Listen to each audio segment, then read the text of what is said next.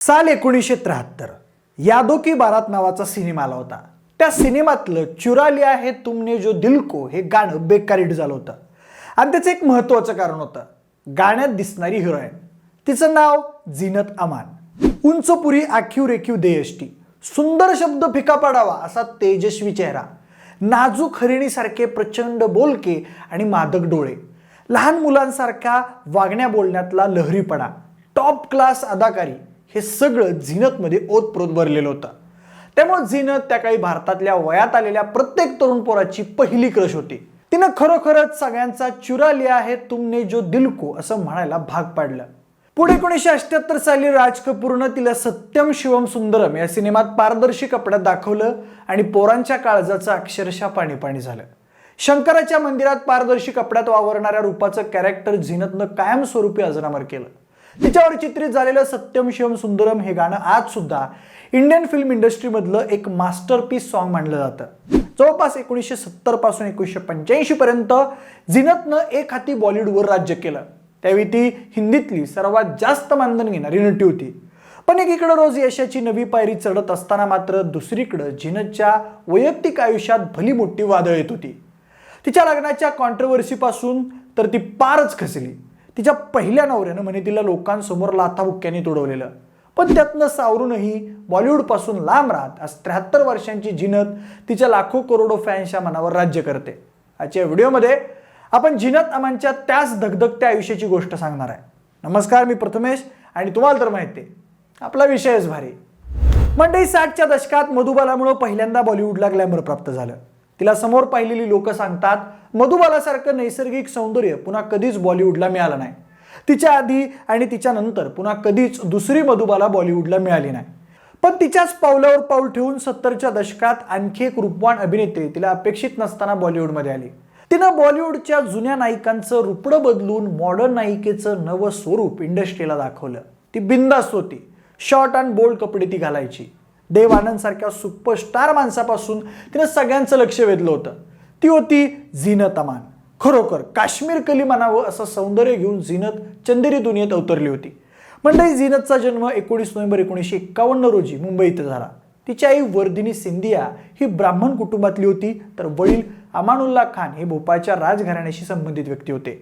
पण अमानुल्ला खान यांची दुसरी खास ओळख म्हणजे त्यांनी त्यावेळच्या मुघले आझम, पाकीजा यासारख्या सुपरहिट चित्रपटांच्या पटकथा लिहिण्यात महत्त्वाची भूमिका बजावली होती. त्या काळी ते अमान या नावानं स्वतःला इंट्रोड्यूस करायचे. ते नाव झीनतला खूप अट्रॅक्ट करायचं. झीनतच्या जन्मानंतर 2 वर्षांनी तिची आई आणि वडील सेपरेट झाले. झीनतच्या आईनं पुढे एका हेन्झ नावाच्या जर्मन माणसाशी लग्न केलं. तो काळ झीनतसाठी खूप अवघड काळ होता. त्यावेळी झीनतला पाचगणीच्या एका शाळेत शिकायला ठेवण्यात आलं होतं. झीनत त्या शाळेतली सर्वात हुशार मुलगी होती. ती खूप अभ्यासू होती. थोड्याच काळात ती शिक्षकांची शाळेतली सर्वात आवडती विद्यार्थिनी ठरली. पुढे 13 वर्षाची असताना तिच्या वडिलांचं दुर्दैवी निधन झालं. दरम्यान आपल्या आईपेक्षा वडिलांशी तिचं जास्त सौख्य असल्यामुळं तिने आपल्या वडिलांचं नाव तिच्या नावासमोर लावलं. पुढे झीनतला शिक्षणादरम्यान तिच्या अभ्यासाचं फळ मिळालं. तिला साऊदर्न कॅलिफोर्निया इथं पुढील शिक्षणाची स्कॉलरशिप मिळाली. झीनतनं त्या संधीचं सोनं केलं. ती तिच्या आईसोबत परदेशी गेली आणि तिनं लॉस एंजेलिस इथल्या दक्षिण कॅलिफोर्निया विद्यापीठात शिक्षण घेतलं. शिक्षण पूर्ण झाल्यानंतर तिनं पुन्हा एकदा भारताकडे आपला मोर्चा वळवला. तिनं पुढे वेगवेगळ्या कंपनी फर्ममध्ये जॉब करायला सुरुवात केली. त्याच काळात तिचा मॉडेलिंगमध्येही इंटरेस्ट वाढला आणि तिनं मॉडेलिंग क्षेत्रात तिचं नशीब आजमावलं. जन्मजात अफाट सौंदर्याची देणगी मिळाल्यामुळं 19व्या वर्षी झीनत अमान फेमिना मिस इंडियाची रनरअप राहिली. तर पुढे जाऊन तिने मिस एशिया पॅसिफिक इंटरनॅशनल या स्पर्धेच्या मुख्य किताबावर स्वतःचं नाव कोरलं. ते विजेतेपद पटकावणारी झीनत अमान पहिली दक्षिण आशियाई महिला ठरली. त्यानंतर झीनत देश विदेशातील अनेक प्रतिष्ठित मासिकांच्या फ्रंट पेजवर झळकली आणि तिनं बॉलिवूडचं लक्ष आपल्याकडे खेचून घेतलं. तेव्हा प्रत्येक सिने निर्मात्याला असं वाटत होतं की झीनतनं त्याच्या सिनेमात काम करावं. तिची डिमांड वाढत होती. पण त्या काळातही झीनतच्या डोक्यात जगभरातल्या वेगवेगळ्या भाषा शिकून जॉब करण्याची इच्छा होती. पण 1971 साली हलचल चित्रपटाचे दिग्दर्शक आणि निर्माते O.P. राल्लान यांनी झीनतला सिनेमात काम करण्याची प्रचंड गळ घातली. तेव्हा कुठेतरी झीनतनं त्यांचं म्हणणं ऐकलं आणि ती सिनेमात काम करायला तयार झाली. सिनेमाची कथा विनोदी आणि चांगली होती, पण सिनेमांची कास चुकली आणि सिनेमा बेकार आपटला. पदार्पणातच झीनतचे एकामागोमाग एक 3 चित्रपट दणकून आपटले. त्यामुळे दुःखी झालेल्या झीनतनं कायमचा बॉलिवूडला निरोप द्यायचं ठरवलं. ती भारतातलं काम सोडून पुन्हा जर्मनीत राहायला जाणार होती. तेवढ्यात अभिनेते देवानंद यांनी झीनतला रोखलं. त्यांनी हरे रामा हरे कृष्णा हा चित्रपट प्रदर्शित होईपर्यंत थांब अशी विनंती झीनतला केली. तो चित्रपट प्रदर्शित झाल्यानंतर तुला परदेशात जाण्याची गरज पडणार नाही असंही देवानंद म्हणाले. आणि देवसाहेबांची ती वाक्य तंतोतंत खरी ठरली. हरे रामा हरे कृष्णा चित्रपटात देवानंदांच्या बहिणीची भूमिका साकारणाऱ्या झीनतवर चित्रित झालेलं दम मारो दम हे गाणं खूप गाजलं आणि गाण्यानं पब्लिकच्या मनात भुरळ घातली. तो चित्रपट झीनतच्या आयुष्याचा टर्निंग पॉईंट ठरला. त्यानंतर झीनतनं आयुष्यात कधीच मागवून पाहिलं नाही. 1973 साली आलेल्या यादो की बारात सिनेमासाठी झीनतला सहाय्यक अभिनेत्रीचा फिल्मफेअर पुरस्कार मिळाला. त्यानंतर झीनतनं हीरा पन्ना, धुंद अजनबी, रोटी कपडा और मकान, प्रेमशस्त्र, चोरी मेरा काम, इश्क इश्क इश्क, वॉरंट, धर्मवीर, सत्यम शिवम सुंदरम, हम किसी से कम नहीं, अब्दुल्ला, आशिक हूँ, बहारों का, रोटी, छैला बाबू, शालीमार, कुर्बानी, डॉन, द ग्रेट ग्लैम्बलर, दोस्ताना, लावारिस, अली बाबा और 40 चोर, इंसाफ का तराजू, राम बलराम, क्रोधी, डाकू हसीना, डार्लिंग डार्लिंग, पप्पी, टक्कर, हमसे है जमाना, बॉम्बे 405 माइल्स, दौलत, तिसरी आग अशा एकूण 1 सुपरहिट सिनेमात काम केलं. तिची सगळ्यात जास्त जोडी जमली ती देव आनंद, राजेश खन्ना आणि अमिताभ बच्चन यांच्यासोबत. पण झीनतनं त्या काळी धर्मेंद्र, विनोद खन्ना, फिरोज खान, शत्रुघ्न सिन्हा, शशी कपूर अशा जवळपास प्रत्येक टॉपच्या अभिनेत्यासोबत स्क्रीन शेअर केली होती.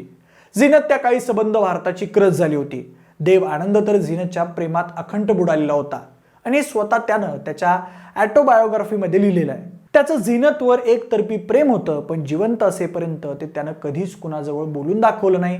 हे जेव्हा झीनत अमानला कळलं तेव्हा तिने एका मुलाखतीत देव आनंद यांची माफी मागितली की सॉरी देव साहब, मी कधी तुमचं मन जाणून घ्यायचा प्रयत्नही केला नाही. असो, दरम्यानच्या काळात म्हणजेच 1973 साली तिच्यासारखी सेम दिसणारी परवीन बाबी हिंदी सिनेमात आली आणि त्या दोघींना लोक जुळ्या बहिणी समजू लागले. शरीर यष्टीपासून दोघींच्या चेहरेपट्टीत इतकं जबरदस्त साम्य होतं की कोण परवीन बाबी आणि कोण झीनत अमान याचा लोकांना अंदाजच येत नव्हता. आज सुद्धा दोघींमधला फरक कित्येकांना कळत नाही. त्या दोघींनी अक्षरशः प्रेक्षकांना वेड लावून टाकलं. असो, झीनत अमान सर्वात जास्त चर्चेत आली ते 1978 साली आलेल्या सत्यम शिवम सुंदरम या चित्रपटापासून.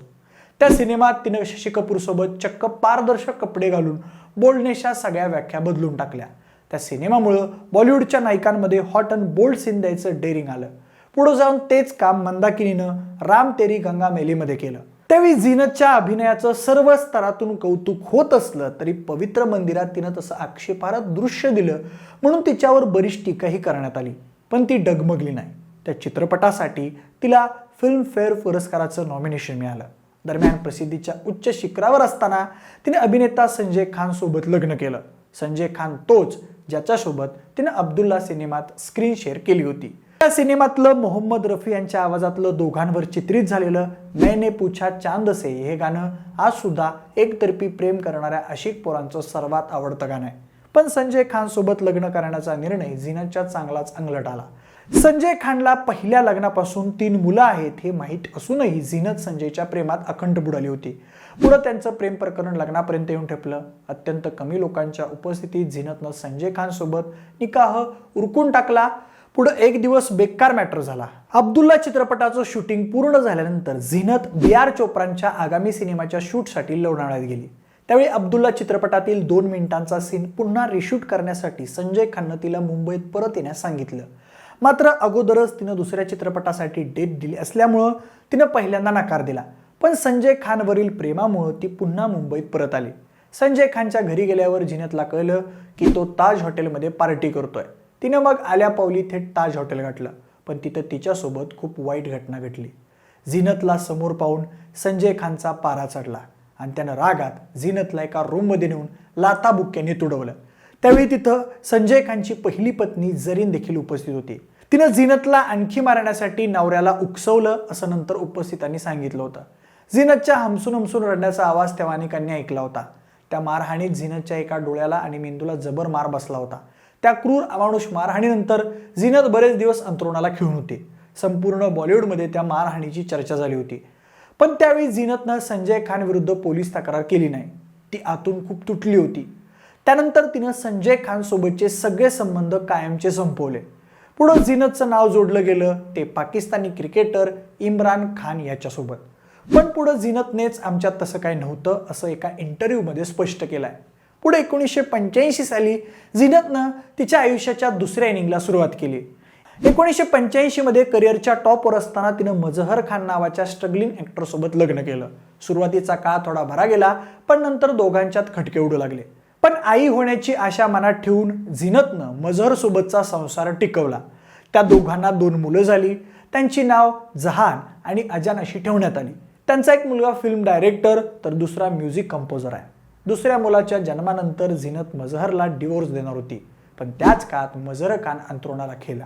किडनीच्या आजारानं त्याला ग्रासलं आणि त्यातच त्याचा मृत्यू झाला.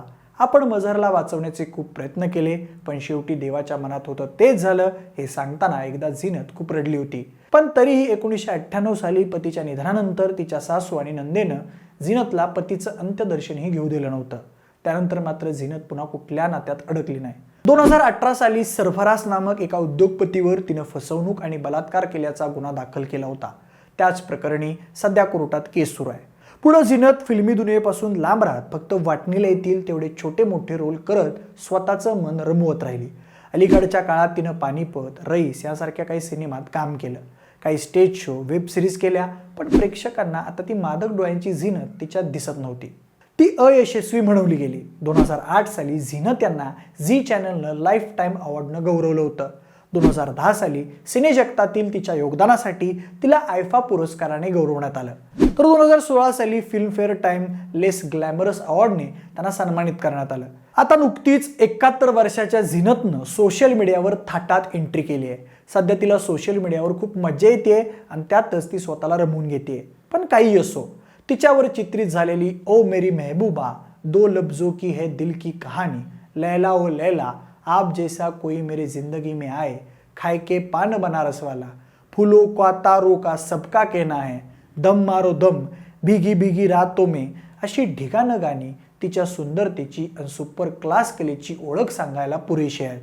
पण तुम्हाला झीनतचा कोणता सिनेमा आणि गाणं सगळ्यात जास्त आवडलं ते आम्हाला कमेंट करून नक्की सांगा. जर हा व्हिडिओ आवडला असेल तर लाईक आणि शेअर करा. सोबतच आपल्या विशेष भारी या यूट्यूब चॅनलला देखील सबस्क्राईब करा.